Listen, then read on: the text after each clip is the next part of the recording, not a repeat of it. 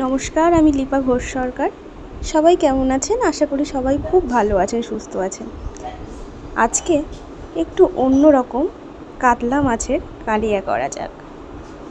কালিয়া ঠিক বলা যায় না, কাতলা মাছের ভাপা।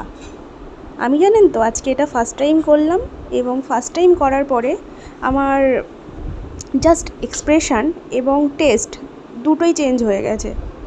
এক্সপ্রেশান যদি বলতে হয় তাহলে তো ওয়াও, কারণ রান্নাটা খুব সহজ এবং খুব টেস্টি। তো চলুন কীভাবে করলাম সেটা শেয়ার করা যাক। প্রথমে কাঁচা লঙ্কা, সর্ষে, জিরে, কয়েক কোয়া রসুন, আদা এগুলোকে ভালো করে শিলে বেটে নিতে হবে। তারপরে কাঁচা মাছগুলোকে টক দই, লবণ, হলুদ এবং সেই মশলাগুলো দিয়ে ভালো করে মেখে ভেজে রাখা ব্রেস্তাটা উপরে দিয়ে মিনিট 30 ভাপিয়ে নিয়ে উপর থেকে সর্ষের তেল ছড়িয়ে জাস্ট খেয়ে দেখুন, জিভের স্বাদ পুরো বদলে যাবে।